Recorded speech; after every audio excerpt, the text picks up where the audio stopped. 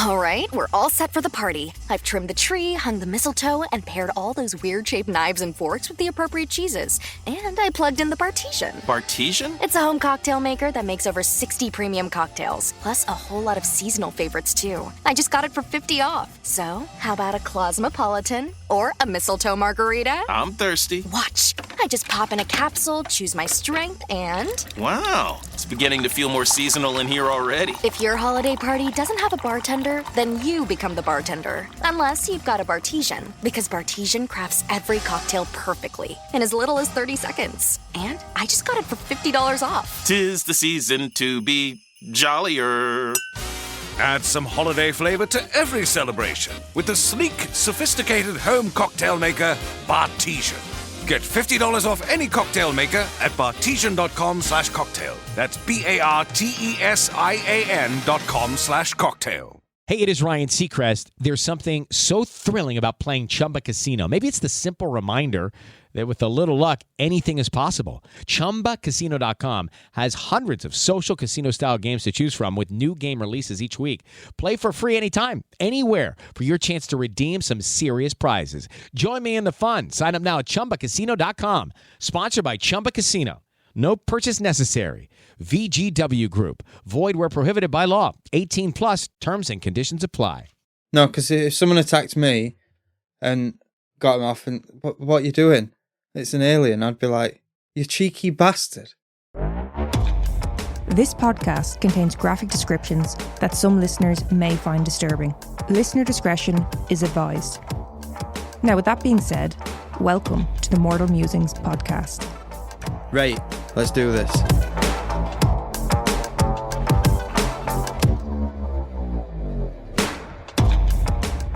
So I've thought about this, and I know who I pick. I'm going to ask you first. Okay. Who would you cast to play me in a movie?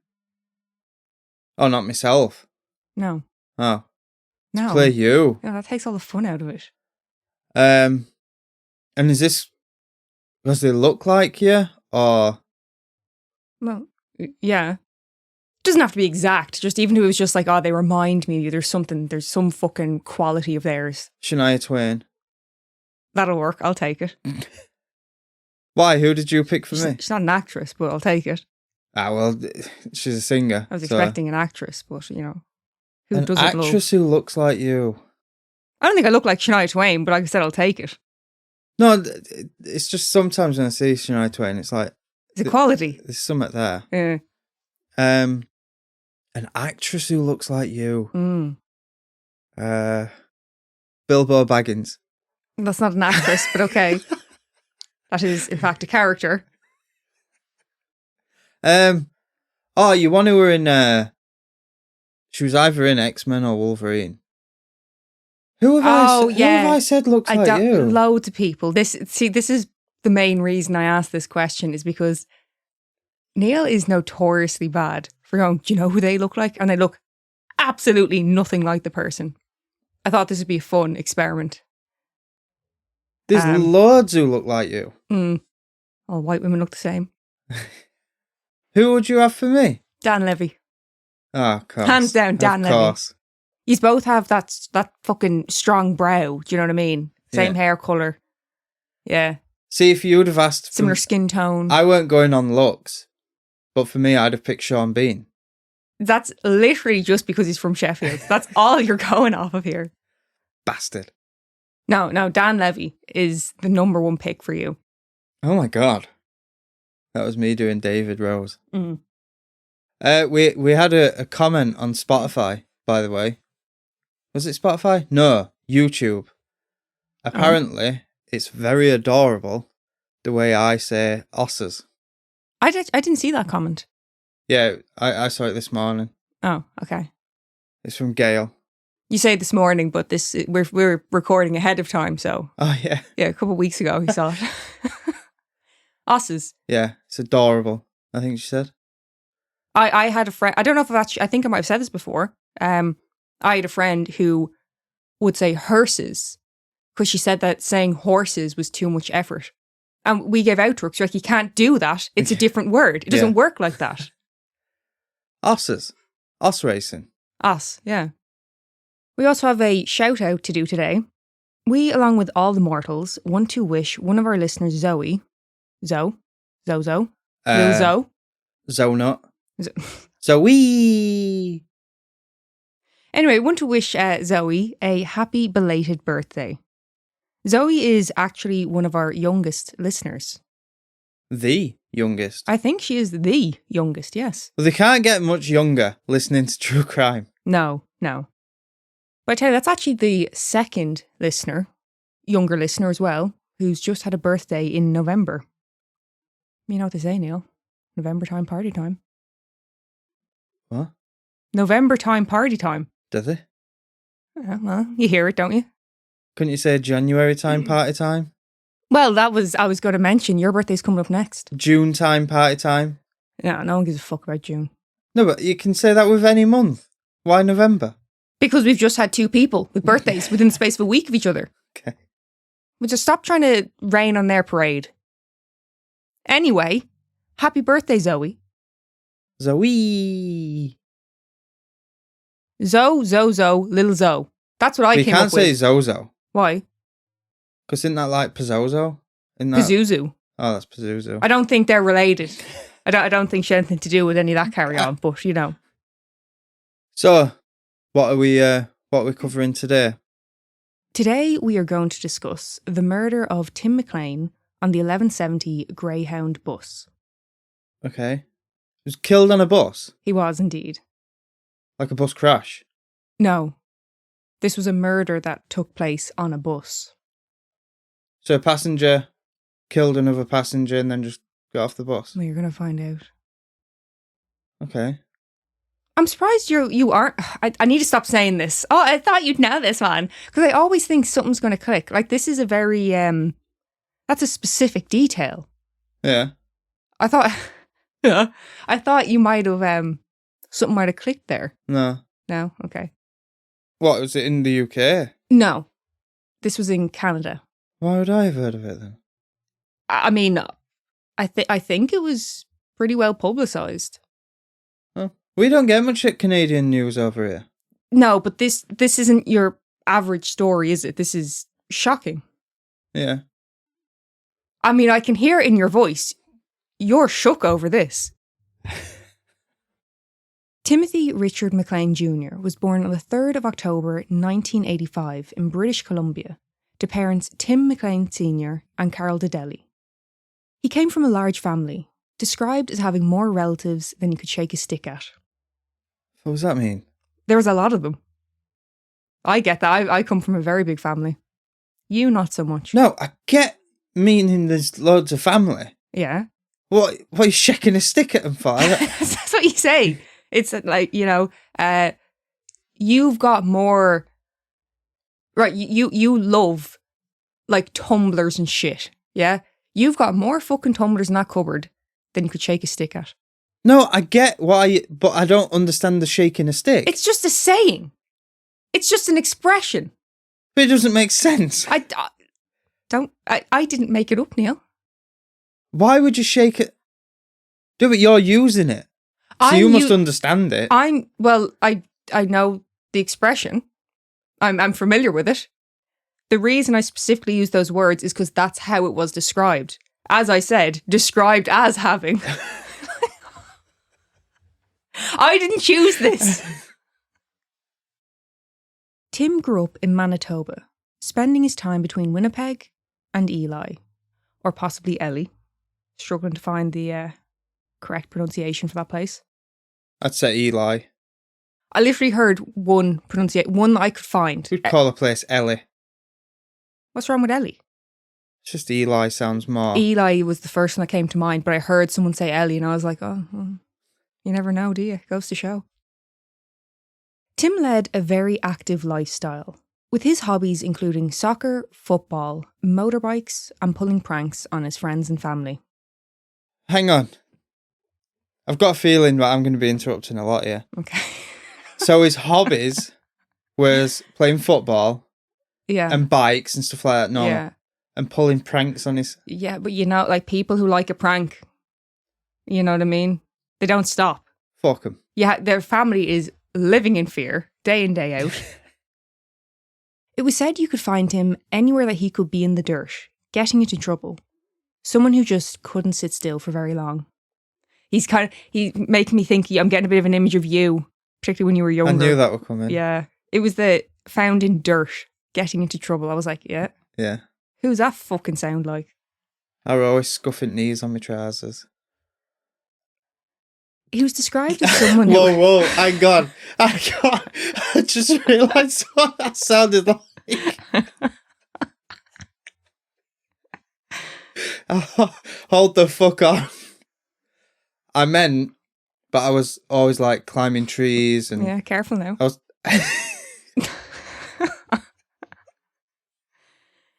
You even say it now. You were always scratching up your on- knees. I'm always on my Neil knees. is always on his knees. We'll move on. Now, as much as he was a divil for the pranks, he was also said to have been charming and always brought light and joy to those around him. Someone who lived his life to the fullest. Sounds like me. Well. And as a young adult and someone who couldn't sit still, Tim got a job as a carnival worker. It's ADHD, that, isn't it? His position was that of a barker, which I had no fucking clue what that was. Barker. Yeah, do you care to take a guess? Like he woofs at people. Apparently, it's the person who draws people into the event. Okay. I did hear that apparently barker isn't like... They're not that keen on the term barker. It sounds like a fucking dog. They prefer talker now, apparently. Okay. So we've all learned something. Well, I'd say, like, I'd call him a whaler. Oh, a whaler. Yeah. Okay. You know, like, step right up! Oh my God. That sort of thing. Yeah. Yeah, he's drawing he's enticing them. Yes, I call him a whaler because they're wailing, aren't they? Yeah. And fucking barker. Screeching and roaring. Yeah. Yeah. On the 30th of July 2008, after working at a fair in Edmonton, Tim was making the journey back home to Manitoba via the Greyhound Bus. He boarded the 1170 bus, bound for Winnipeg, and sat towards the back. I always sat at the back. What? Oh, because when I was writing that, I was thinking that. But you didn't say anything for a sec. I read the next sentence, and I always sat at the back. At approximately 6:55 p.m, the bus stopped in Erickson, Manitoba, and a new passenger boarded. A man by the name of Vincent Lee. Other passengers on the bus noted that he gave them the impression he was somewhat agitated, possibly a bit confused. But once he had settled into his seat, he seemed grand. Drugs? Mentally ill? There is some mental illness at play here, yes. No drugs? No. Oh. Now, initially when Vincent entered the bus, he seated himself towards the front. But after about an hour into his journey, Sat with teachers? the bus stopped for a scheduled rest stop in Brandon, and Vincent decided to move seats and sat down next to Tim. Tim was said to have not really acknowledged Vincent, and instead decided to go to sleep with his head rested against the window and his headphones on. Not long after this, at about 8:30 p.m, Vincent takes a large knife from his bag and plunges the blade into Tim's chest as he slept. Why? Well, this all happened very, very fast. Well, sorry, but one's at the back of the bus, one's at the front. No, he moved seats. Oh, yeah. So fast that it wasn't the sight of Vincent standing up or even grabbing the knife. It was Tim's scream that alerted the bus driver. And after hearing the scream, the bus driver pulled the bus over as he, along with 37 passengers, run off the bus. What? Yeah. What? And What's just wrong?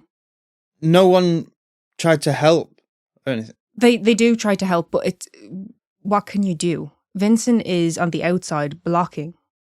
Yeah. We're gonna get into it.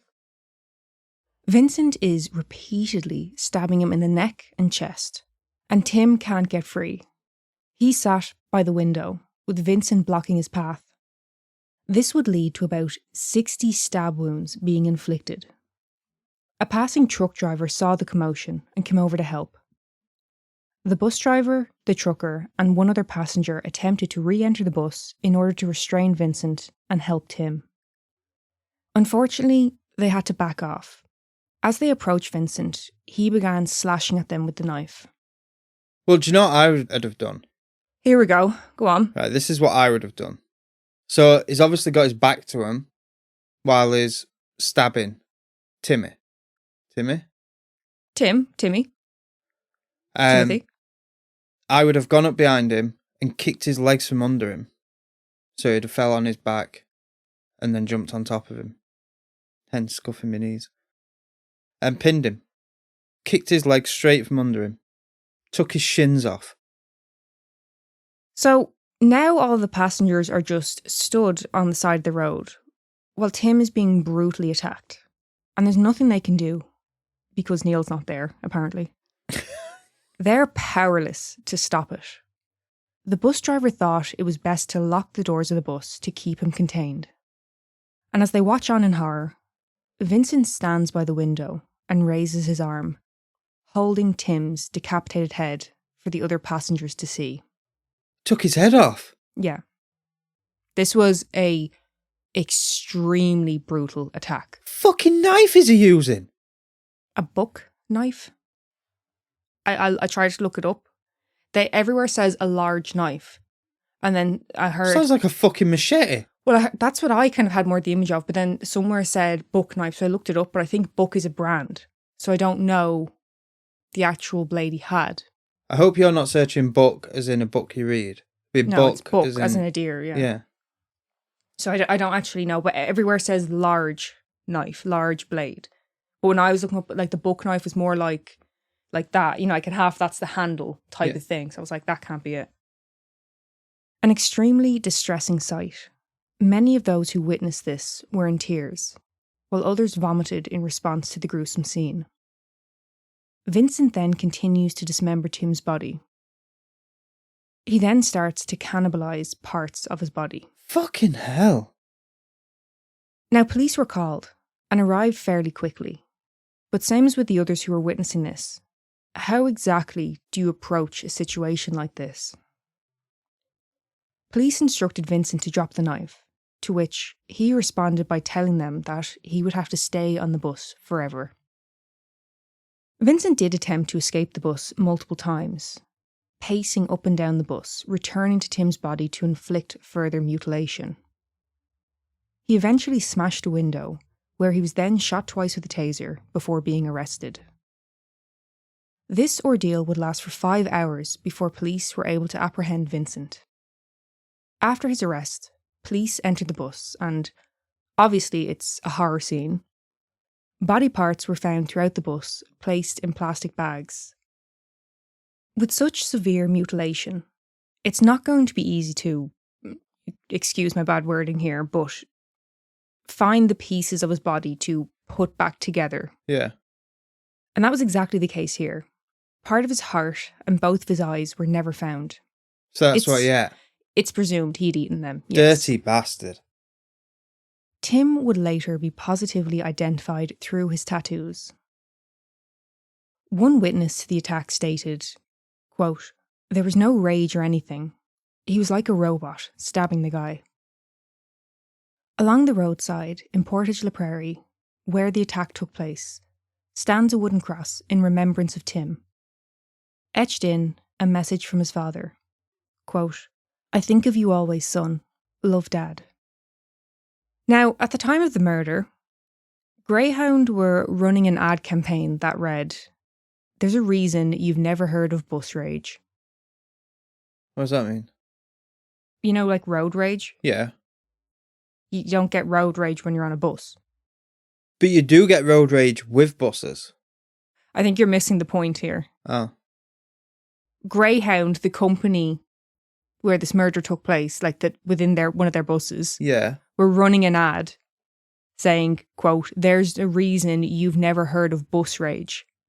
And then someone is brutally murdered and mutilated on one of their buses. Following the attack, Greyhound pulled the multi-million-dollar campaign. On the 21st of December 2008, less than 6 months after his murder, Tim's girlfriend gave birth to their son. Fucking hell. Yeah, now unfortunately there's also been some drama as to the custody of the child and to what extent the child should know of his father's death. Tim's mother and her current husband were awarded permanent guardianship in 2015. Tim's father hasn't seen his grandchild for years, something that he said exacerbated the pain of losing his son.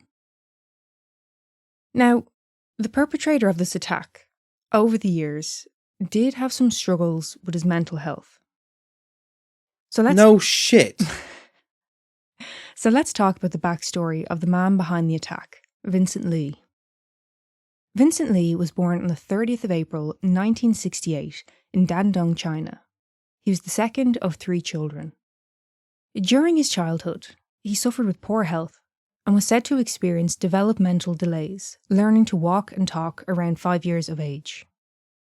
Despite difficulties he faced during his earlier life, once into his late teens, his health had improved, and upon finishing high school, he attended Wuhan Institute of Technology, where he studied automotive engineering. Fucking hell. Ah, good for him. It's mad though, innit? How do you go from that to eating someone's eyeballs? It's mad when you think about it. Undiagnosed illness. Yeah. I have to actually say, I find cases like this harder to do because it really upsets me. Obviously something terrible happened to someone, but also how scary it would have been for someone dealing with an illness. Yeah. You know what I mean? After graduating with a bachelor's degree in computing in 1992, Vincent obtained a job as a software engineer in Beijing. And in 1995, he met a woman named Anna, who he would go on to marry. In 2001, Anne and Vincent immigrated to Canada under the Federal Skilled Workers Programme. And on the 7th of November 2006, Vincent became a Canadian citizen. Fucking hell. Huh? Quite quick, actually. 5 year. Yeah, I thought so. But then again, once I'd been here 5 years, I could have gone for Irish citizenship. Yeah, but see, I thought it sounded quite quick because obviously that's like, you know, different continent. Yeah. Whereas obviously we're both from Europe and also between the UK and Ireland, there's, you know, more of a connection. We have a much more open border between our countries. Over the years since his move to Canada, Vincent worked a variety of menial jobs. Throughout his employment, it was said that although Vincent could sometimes become frustrated because of the language barrier, he was generally thought to have been a happy and hard-working employee. In 2004, while working at Grant Memorial Church, Vincent converted to Christianity and was baptised.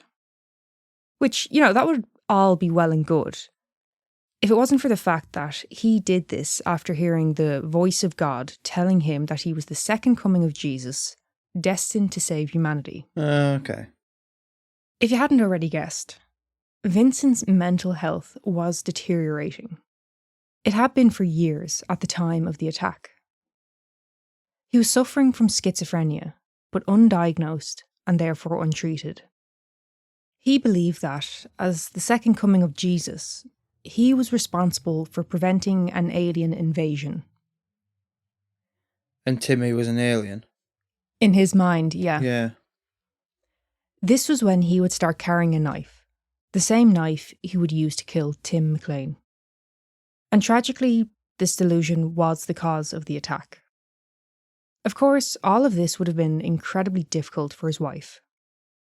He would often go without food or sleep for days, and would be upset while speaking to Anne about his visions. Did she know he was carrying a knife? I'm not sure. On multiple occasions, Anne tried to seek help for his delusions, but Vincent refused any help, leading to their separation in 2005. Following their separation, Vincent travelled to Thompson, Manitoba in March of 2005. This is where he started a job as an overnight maintenance worker at a Walmart. 4 months later, he moved back to Winnipeg and worked at both a petrol station and a Tim Hortons. Around this time, Vincent was not only just experiencing and suffering from symptoms of schizophrenia, although unknown to him, he was having a mental breakdown. What, because of his missus leaving and that? He was just obviously, going through a lot in his life with the chopping and changing jobs, the difficulties in his marriage, and then obviously, The weight on his shoulders for humanity. I mean, saving humanity. In all seriousness, in his mind, that's a lot going on. By September of that year, his psychosis led him to believe that he must abandon everything and head for Toronto, where he would be able to find work. When this didn't go to plan, he decided to travel back to Winnipeg on foot, leaving his luggage on the roadside. What? How'd that go? Not great. Police found him walking along Highway 427 and took him to a mental health facility. He was malnourished, dehydrated, and he told them that he was, quote, following the sun. Against the advice of the doctors, who wanted him to stay for at least a month under observation, Vincent checked himself out of their care and contacted his wife. Following the sun? He'd have been a victim to it if he'd have carried on. Knowing that Vincent was struggling with his mental health, Anne, who clearly still had great compassion for him, would try to help him. Not long after this, Vincent decided to travel back to Dandong, where he would struggle to stay in employment due to his untreated mental state. Which is mental because, should I say that? With him going to a mental health place, how was he not diagnosed? He didn't want treatment. Force him. Well, he's clearly not well, that's why he's gone there. It's a very difficult one when it comes to something like that, isn't it? No. It is. You can't just force a person into something. Just to diagnose. While still in China, his parents could see that his behaviour was different to his usual mannerisms. Anne had also travelled over, and the couple attempted to reconcile their relationship. But they would go on to divorce in 2006, due to the severe deterioration of his mental state and refusal of any treatment. So, like we mentioned earlier, although this may have been too much for Anne to cope with as his wife, she still clearly cared about Vincent, and he would regularly call her to inform her that he was missing her or, if he was particularly struggling at a certain point in time. Yeah. Once back in Canada, Anne allowed Vincent to move in with her until he was able to get on his own feet. After a while, without notice, Vincent left her home, where he would travel to Edmonton. While there, he would live in his car as he sought out employment. And Anne would send him money in order for him to support himself. She's a lovely woman, isn't she? She really is. I didn't mean that as stupid as it sounded. She's a saint. Yeah. Well, he thinks he is. He thinks he's one of the Crusaders or something. Jesus Christ himself. Well, no, he thinks it's the second one, doesn't he? The second coming of Jesus. Huh? What? In 2007...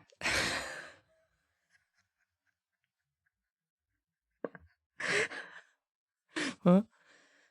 In 2007, things seemed to be improving for Vincent. He was able to obtain employment. His relationship with Anne had improved, and she had moved back in with him. Anne, as well as his boss, both described him as appearing happy. The first time he had done since suffering from delusions. Unfortunately, though, the following year in June, his mental health once again took a hit. He was fired from his job following an altercation with another employee.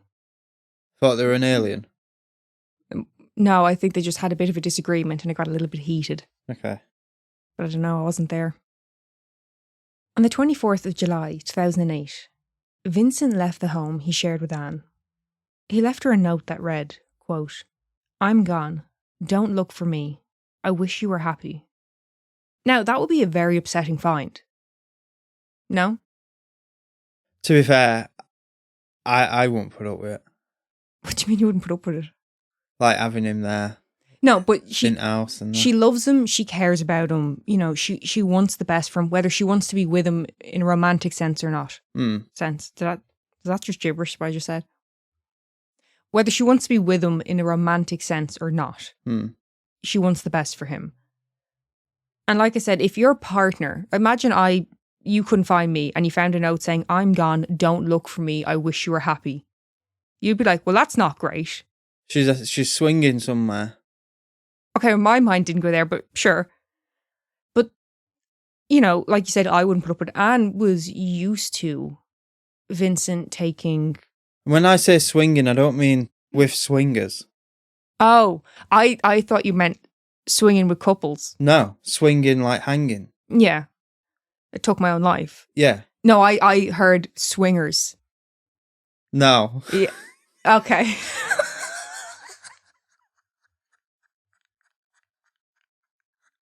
I was thinking, what?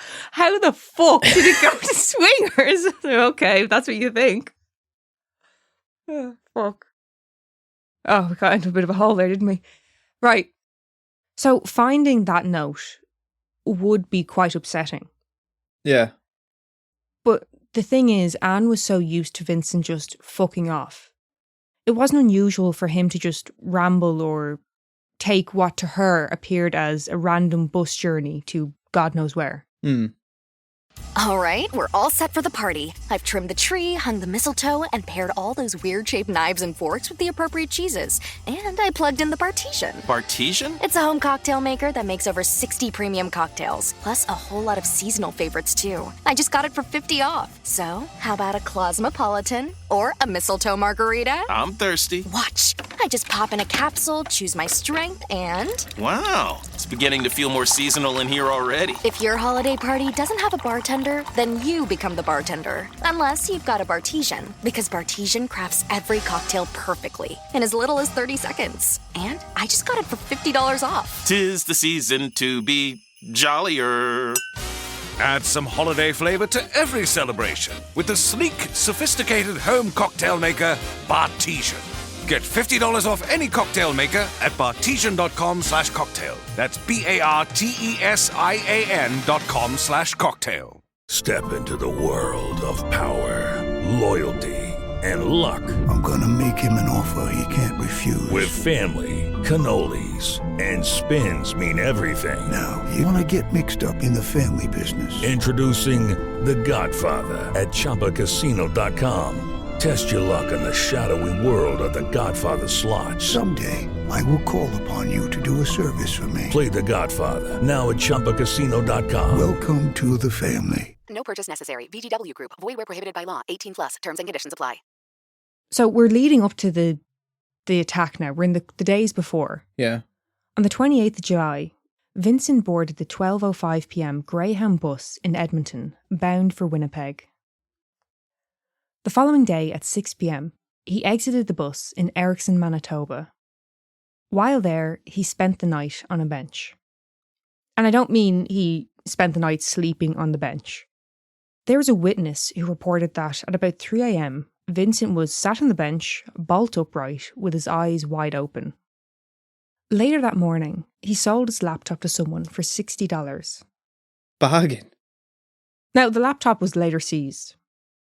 Found on this laptop was 20 different CVs, or resumes, all for the application of jobs in varying fields of work. Okay, that's fine. There was also letters that he had wrote but not sent, and the contents stated that although he liked living in Canada, it was not what he had expected to be, and that he missed home. There was also photos of military aircrafts and parades. What, you just threw that in for as a random thing? What do you mean? What's that got to do with anything?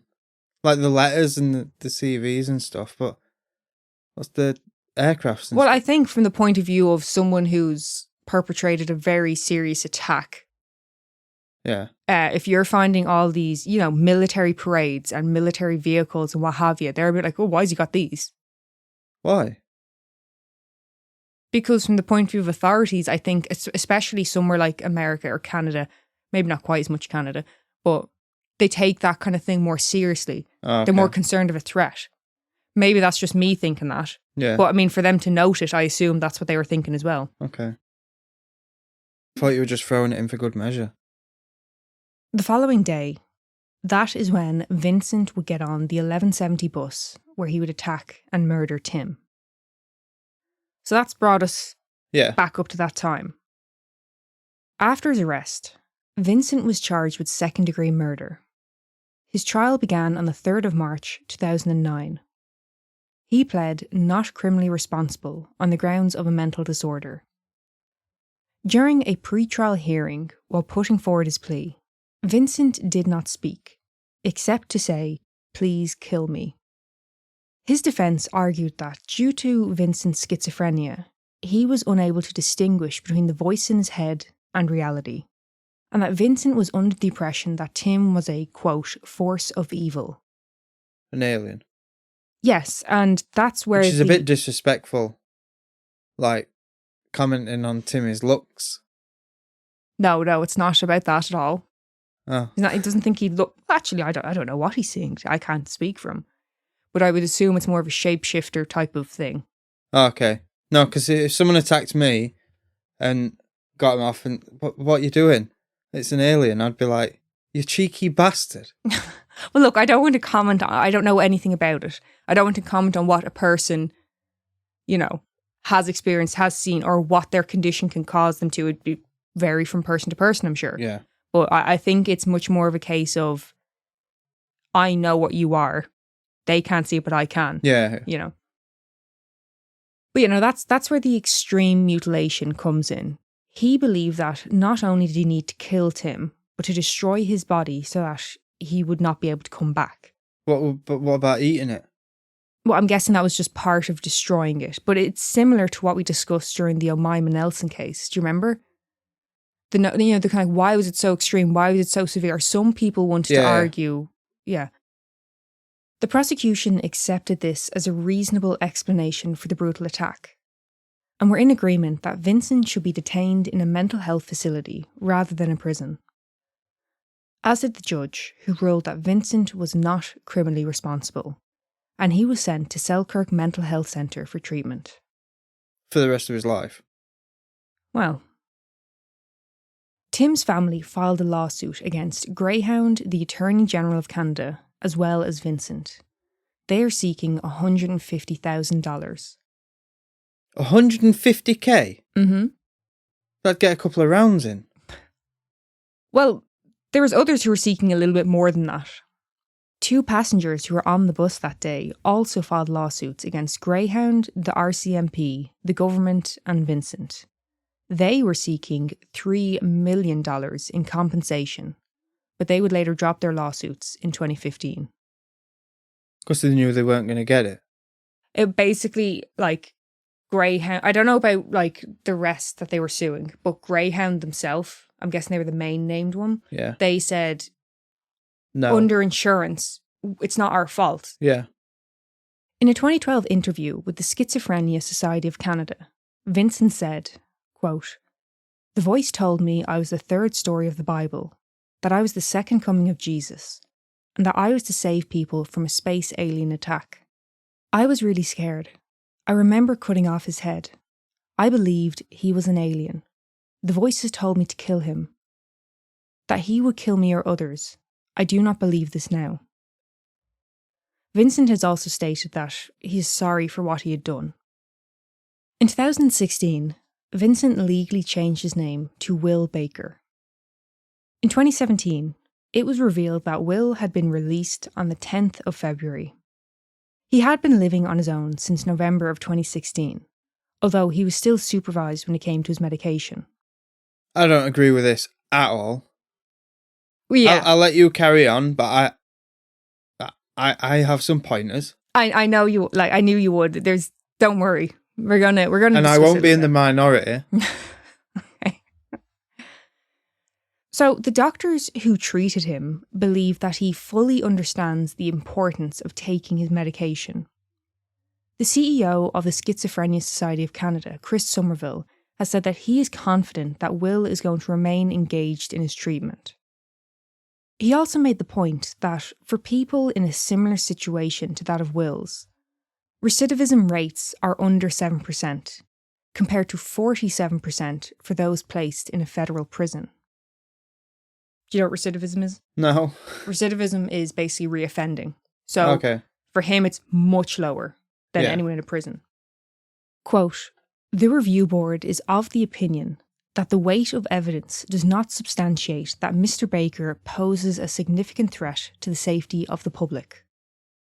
Quote, "From what we can see from this case is that he does have one of those illnesses that is fully treatment responsive, so that the risk goes away when he receives treatment." Can't guarantee that. Well, you can. You absolutely can. You can if it's treated. If something goes away, it goes away. Despite the horrendous nature of what he has done, his ongoing risk to the public, as seen by the review board, is seen as being low. So, over his years in treatment, Will was slowly given further freedoms. Supervised walks outside graduated to unsupervised day passes.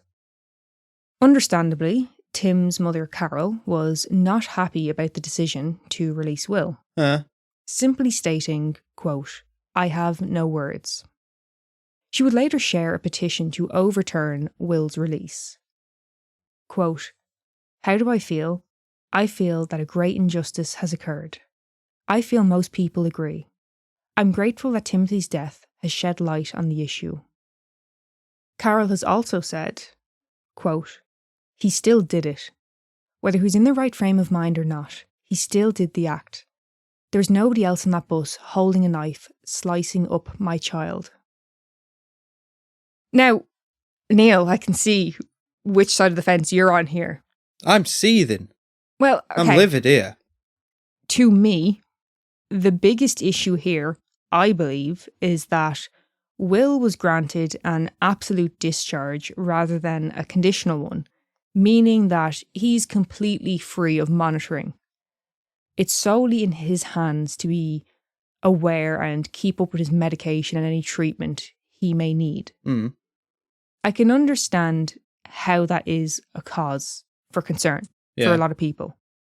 If you were to compare this to a physical illness that is no risk of affecting other people, it can still be incredibly stressful when a loved one doesn't take the steps to care for themselves once it's left in their own hands. Yeah. You know, that's still a concern. But this is a case of someone who, if they don't take care of it, it can bleed out and affect others. Yeah. Other people are fucked. I think once he got the all clear at the hospital, sling him in Nick. What good is that going to do, though? Because he's committed a crime. So you sling him in the nick, but he takes his medication in the nick. He should not be out with public. What? Right. I'm playing devil's advocate here. Don't fucking come for me. Yeah? Why?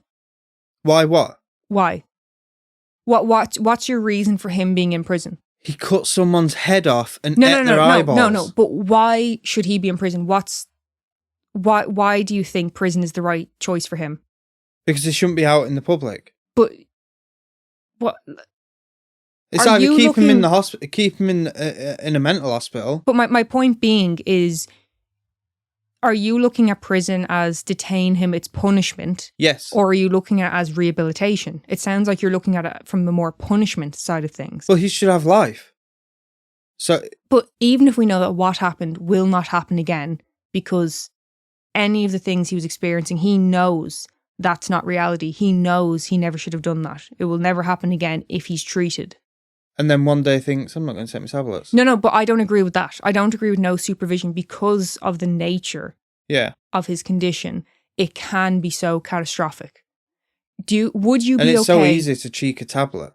Would you be okay with him being released as long as there was still reporting to a health facility to make sure he was medicated and treated and assessments? Maybe he should be in an open prison. But an open prison, he could still go out and do the things that you're worried he might do. Yeah, but he's not free. But you kind of are in an open prison. Well, you're not. You're still in a prison. Yeah, but you get to go out. You can still go out. Yeah, but you have to report back. If you don't, that's it. They're going to be out looking for you. Whereas now, he's out, he's free. But if he's in an open prison, compared to living on his own but still reporting back, what's the if that's your argument? What? So if you're in an open prison, yeah? Yeah. You basically have day passes. Yeah. Go out and do what you want. Yeah. In the space of an hour, 2 hours, he could do all this shit again. Yeah. If that's what you're worried about. Same way he could if he's released, but under conditions. But under the conditions that he would have to go and constantly receive assessments and what have you. And he has to be taking his medication. He has to do it, say, in the presence of his doctor or whatever. I mean, like, look, I don't know how exactly it would work. I haven't been through it myself. I've never had to deal with it. What's the difference to you? You're still allowing him free time. So at the minute he's out in the public taking his medication willy-nilly. But if he was in an open prison, the difference is he isn't getting a day pass until I've seen you take your medication. No, but I'm saying the same with if it was a conditional release. He was released to live on his own, do what he wants, but I don't even know. Like, let's say it was every day or every week or whatever the case may be. He had to report. He had to take his medication. He still had, monthly, every 6 months, whatever it is, annual assessments. Would you be okay with that? I don't know. You feel as though he should have to be punished in some sense. Yeah. That's your main point, is it? Yeah. Okay. Someone's dead. Like. No, of course. And all them people who are on the bus who saw it. Yeah. They're never going to unsee that. Well, of course, that's leading me nicely to my next bit. Of course, like you just said, this was a horrifying incident that not only caused the death of Tim and had a devastating effect on his family, but let's not forget those who had the misfortune to witness it. One of the passengers that day, who suffers from a mental illness as well as PTSD following the attack, had her newborn taken from her care as they were concerned over her capability to look after her child. Her daughter was placed in the care of her grandmother, and the mother was given, quote, generous and reasonable access. So this woman, who was a passenger on the bus that day, she has said, looking back on the attack, quote, in some sense, yes, I've forgiven him. I've been able to normalise that he is a person with mental illness. It doesn't give him a free pass, but it gives a little better understanding of what's going on. To me, Vincent Lee is not a monster. He's just someone that unfortunately went through an undiagnosed mental illness. The truck driver who stopped to help during the attack has also struggled with PTSD. He has said that it manifests as rage and alcoholism for him. And in July of 2014, one of the first officers on scene, Ken Barker, he died by suicide after suffering from PTSD for years. Fucking hell. Ken was described as quick-witted, with a great sense of humour. He loved music, hockey, and enjoyed spending time with his dogs. Loved hockey? Yeah. Who would have guessed that? I know. I was going to make a joke and I was like, do I just leave it? I knew you would. And finally, from Tim McLean's family, quote, from your first breath, you were loved beyond imagination. And although you were taken from us too quickly, we will never say goodbye. But for now, see you later. You will be carried in our hearts, mind, and soul. I mean, this is an extremely sad case of mental health going untreated with disastrous consequences for not only the person themselves, but for others. Yeah, my only worry with this, not my only worry, but one of my worries with this is I think people are seeming to forget, but someone completely innocent asleep on a bus got bludgeoned, decapitated, mutilated, and then you're getting witness statements like this. Oh, I feel sorry for the guy who did it, and it's like that's not the case. The case is someone innocent has just got killed on a bus. Of course, I fully understand that, but it's not that you feel sorry for him because of the situation. Yeah.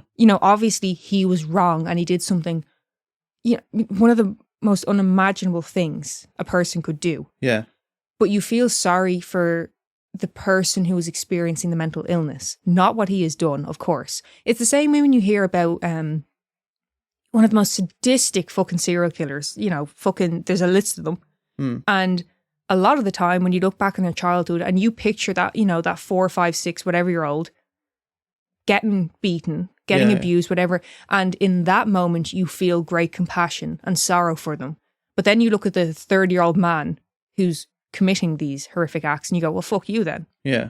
As far as the mental illness goes, I'm sure you can understand that. No, I can. It's just, without me even looking into this, I know it's just going to be full of statements of people and fucking, what's the word? You feel like people are going to brush off what happened to Tim and focus on the fact that he wasn't well when he did the... Yes. Yeah. Well, okay, so my opinion on this is that although, yes, I do feel as though prison would not have been the right place for Will and that he did need treatment, it's hard to reason that he had no responsibility in this. Of course he did. Yeah. I understand that he wasn't thinking rationally, and I'm sure it must have been terrifying what was going on inside his head. But the fact of the matter is, he did refuse treatment on multiple occasions. Yeah. It is, I mean, look, it is a difficult one, really. How terrified he must have been himself. I really don't know what the correct answer is. You know, and I don't want to be sat here talking on the podcast acting as if, you know, brushing off what happened to Tim. It's fucking horrific. Yeah. But I think sometimes people want to look at things as this is right, this is wrong, when in reality there's quite often a grey area and there's multiple victims for different reasons. Yeah. Do you get what I mean? Yeah. Well, that is the case of the murder of Tim McLean. Any questions from the class? I don't think so. We've had quite a bit of discussion here, haven't we? Yeah. I think you know where I stand on all of it. Yeah.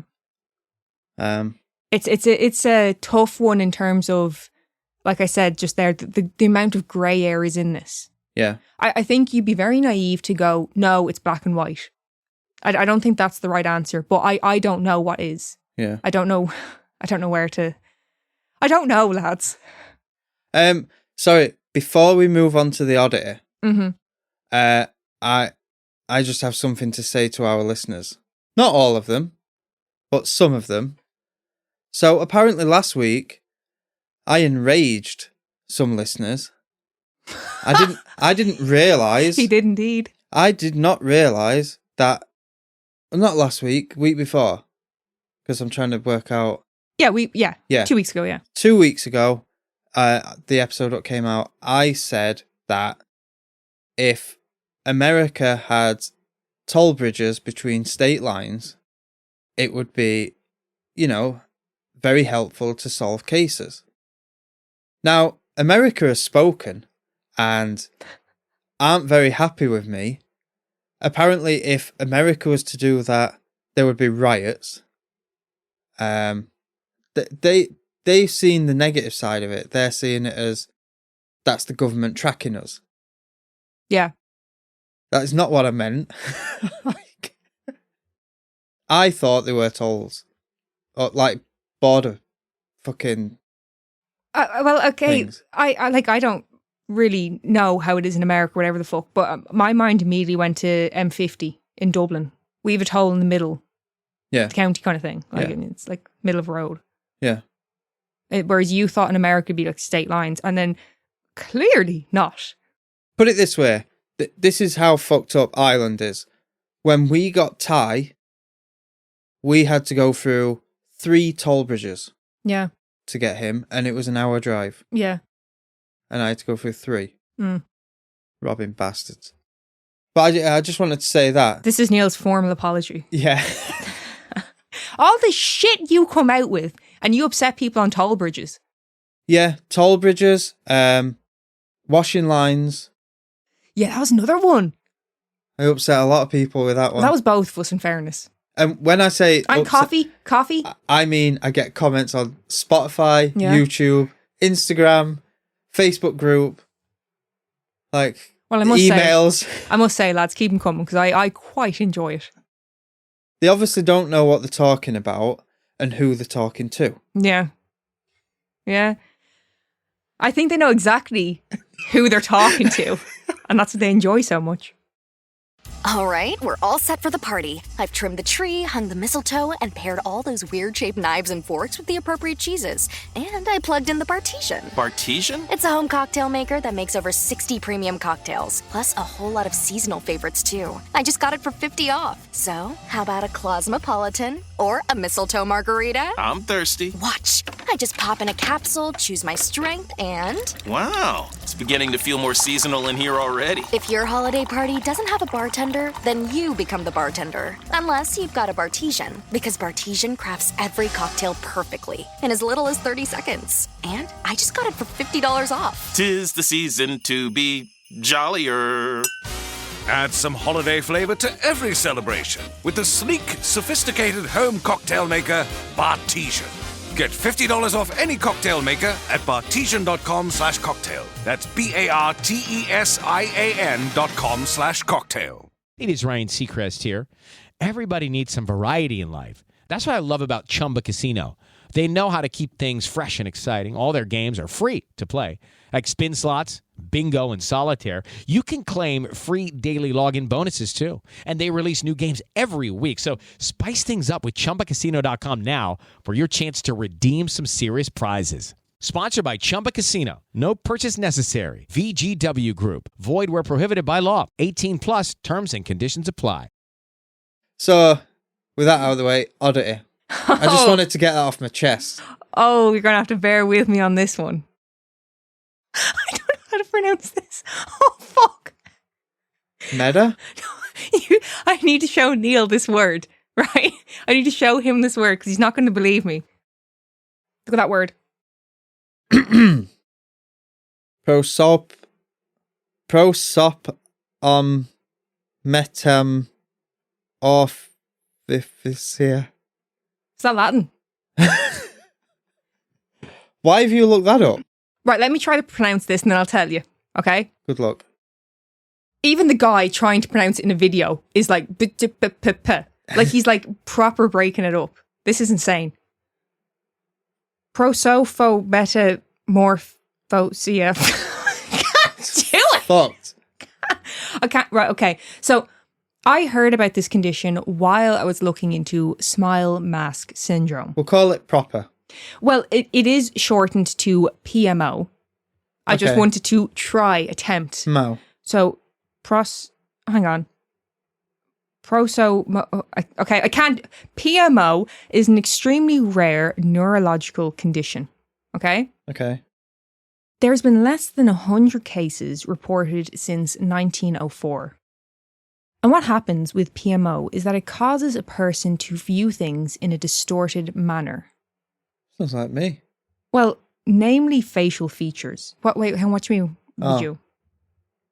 I don't know. You always say I look at things in a different way. Yeah, like me and you view things completely fucking differently. I mean both like on paper and physically. Yeah. But yeah, it's mainly facial features that are affected. So instead of the usual more faint smile lines around your mouth, someone with PMO could visualize this as deep, almost carved grooves into the face. And their eyes are widened and take on a more angular shape. It's like fucking anime. Well, basically from there, no, not as nice as anime. You know? No, because you can have horrible characters in anime. Oh, yeah. Yeah, think of the more darker side, I suppose. I'm thinking of more Pokemon type of thing. Yeah. You know? Basically, from their point of view, it's a more exaggerated, almost demonic type of thing that they're seeing. Yeah. So They're living a nightmare. Kind of, yeah. So, although this is based off of a specific case, it could vary from person to person of what they actually see. Okay, so don't take that as gospel. They're not all seeing that. Yeah. What's interesting as well is that the patient who was being studied was only able to see these distortions while being face to face.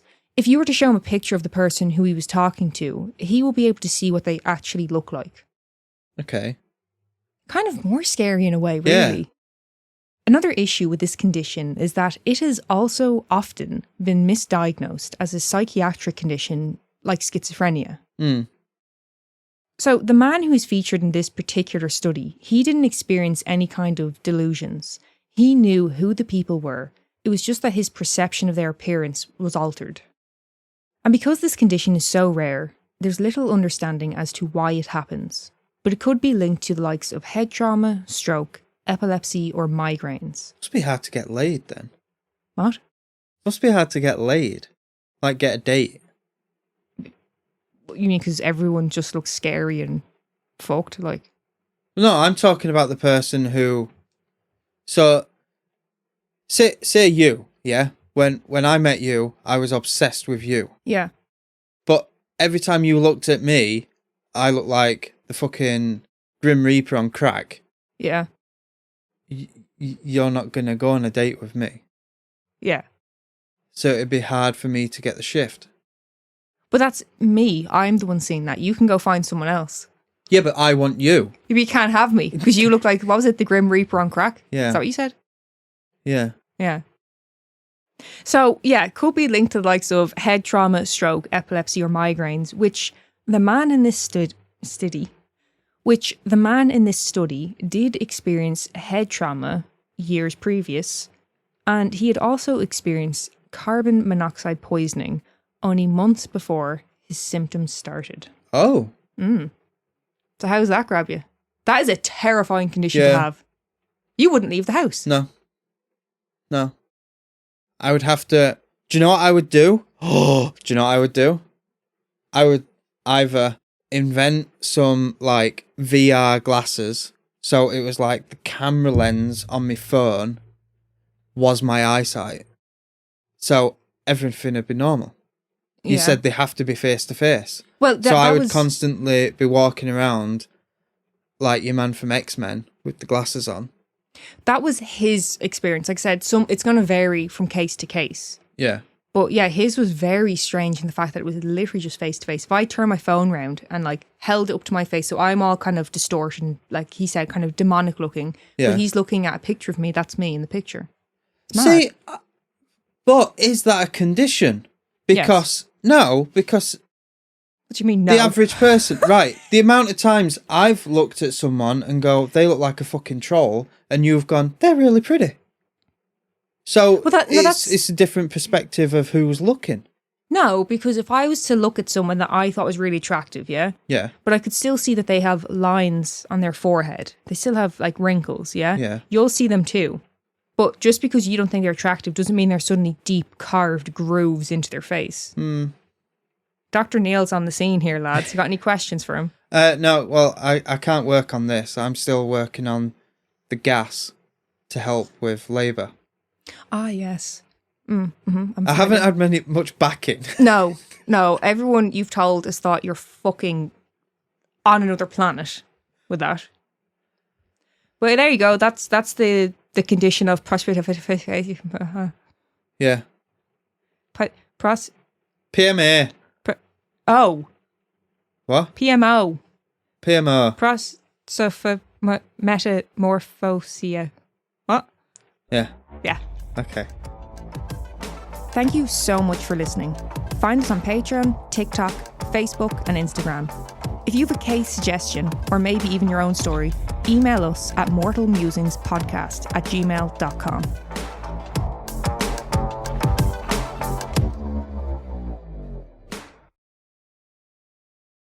All right, we're all set for the party. I've trimmed the tree, hung the mistletoe, and paired all those weird-shaped knives and forks with the appropriate cheeses. And I plugged in the Bartesian. Bartesian? It's a home cocktail maker that makes over 60 premium cocktails, plus a whole lot of seasonal favorites, too. I just got it for 50 off. So, how about a Cosmopolitan or a mistletoe margarita? I'm thirsty. Watch. I just pop in a capsule, choose my strength, and... Wow, it's beginning to feel more seasonal in here already. If your holiday party doesn't have a bartender, then you become the bartender. Unless you've got a Bartesian, because Bartesian crafts every cocktail perfectly in as little as 30 seconds. And I just got it for $50 off. 'Tis the season to be jollier. Add some holiday flavor to every celebration with the sleek, sophisticated home cocktail maker, Bartesian. Get $50 off any cocktail maker at bartesian.com/cocktail. That's BARTESIAN.com/cocktail. Hello, it is Ryan, and I was on a flight the other day playing one of my favorite social spin slot games on ChumbaCasino.com. I looked over at the person sitting next to me, and you know what they were doing? They were also playing Chumba Casino. Everybody's loving having fun with it. Chumba Casino is home to hundreds of casino-style games that you can play for free anytime, anywhere. So sign up now at ChumbaCasino.com to claim your free welcome bonus. That's ChumbaCasino.com and live the Chumba life. Sponsored by Chumba Casino. No purchase necessary. VGW Group. Void where prohibited by law. 18 plus. Terms and conditions apply.